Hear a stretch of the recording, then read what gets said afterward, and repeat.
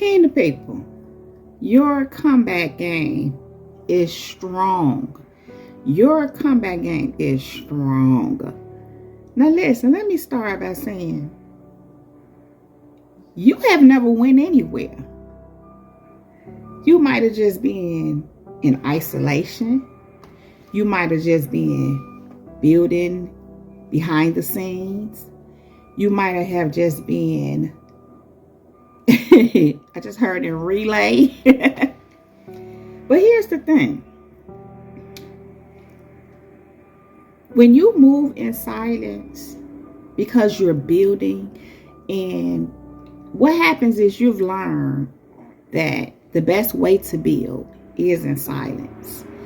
You've learned that when you've shared certain things, what you're doing, what you have going on, your dreams, your goals, whatever the case may be, when you've shared them, they either were delayed, they were hindered, or I hate to say it, but sometimes cursed. Not that they can't manifest at a later date, but again, you learned that.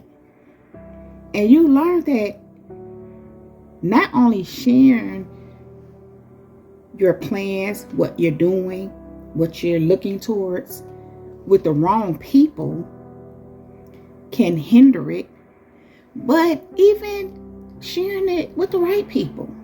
And when I say right, I'm saying if it's someone who's not gonna do anything to curse it or hate on it, or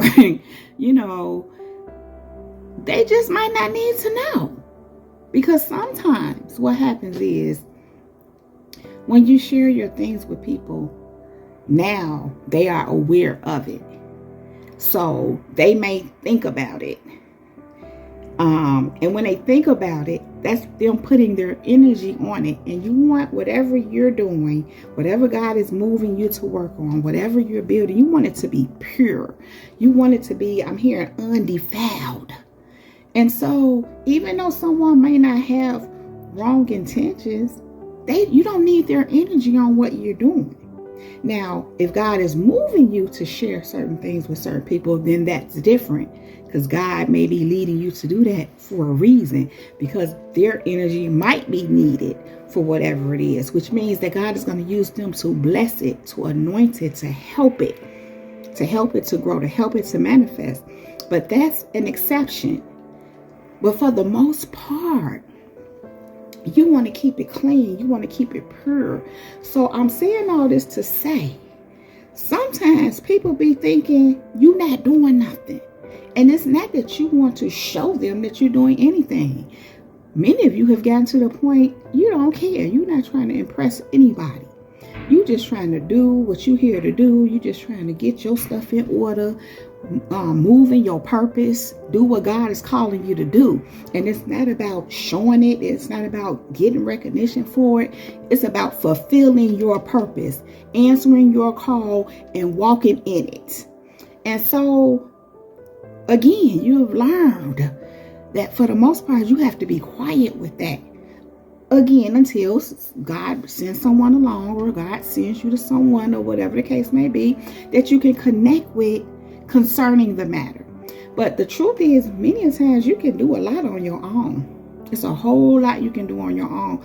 I was just thinking about a young man. I was reminded of him while he'd been back in my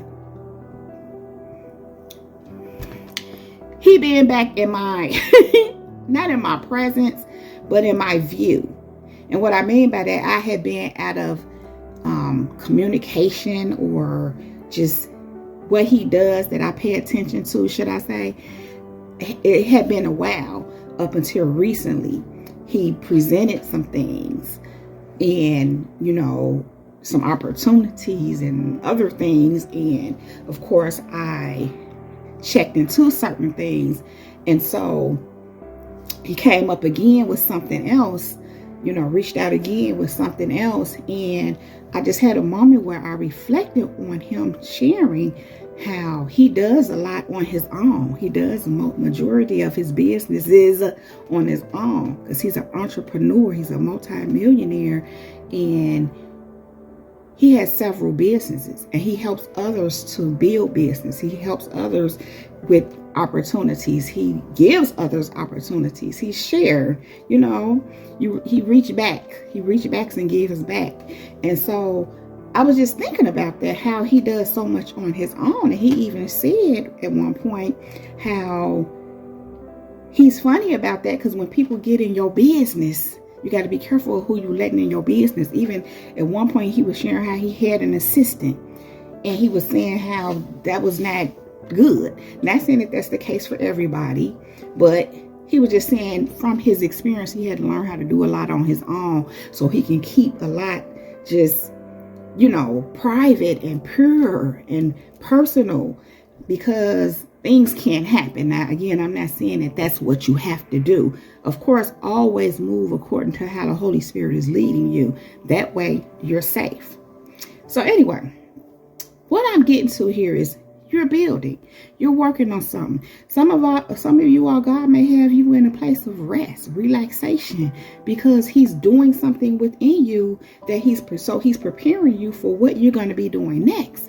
Whatever the case may be for you, it may look to onlookers, especially haters, especially those who hope you don't do nothing, hope you don't make it, hope you don't succeed, don't want to see you do well, all that crazy stuff to them. And some of them, even after trying to stop you, block you, thinking they didn't shut you down, but really you're building, you're working on things in the background. You're not letting it be known. You're just working on it. I like to say, don't talk about it, be about it, do the work. I was thinking about earlier today how people that say, I'm trying. Now, trying does have its place. Trying is a start. But people that you always hear saying, I'm trying, they never do it.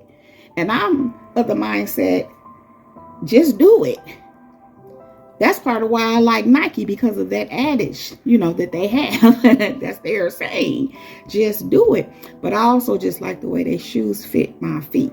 They're very comfortable. Anyway, and I just like Nike. But the point is, I'm saying that to say, just do it. You don't have to talk about it. You don't have to broadcast it. But again, we have learned that. So in you doing that, there are people who think you ain't doing nothing or thought you wasn't doing anything.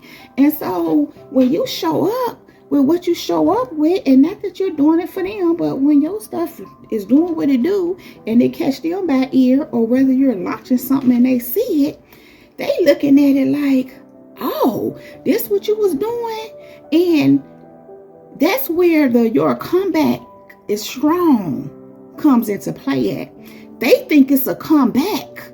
But really, you was just working. You was working. You was building. You are working. You are building. But even in that, when it's all said and done, your comeback is strong. You know why? Because you popping when you come back, when you show up on the scene, when you launch or I'm hearing introduce, or I don't know, whatever you want to call it, when you do what you do, when it's time for you to do what you do, where people are aware of it, your comeback is strong. But the truth is, again, you was working. You was working. And sometimes you making a transition, or you made a transition from one thing to another. So sometimes even to yourself, to others, yeah, but to yourself. When you're in transition and you have to shift from one thing to another, or several things to a few other different things, that's can be daunting in a sense, but you do it. You make the transition, do the transformation, you learn, relearn, or learn the new thing, whatever it is that God is moving you to do. And when it's finished, or when it's ready, listen, your comeback looks strong, because it is strong. But to those who thought you were laying low, and you laying low, but you working, you building, you put things in place. What they would think and what they thinking and what will happen is that your comeback is strong. And it's really strong, again, especially if they thought you wasn't doing nothing. Your comeback game is strong.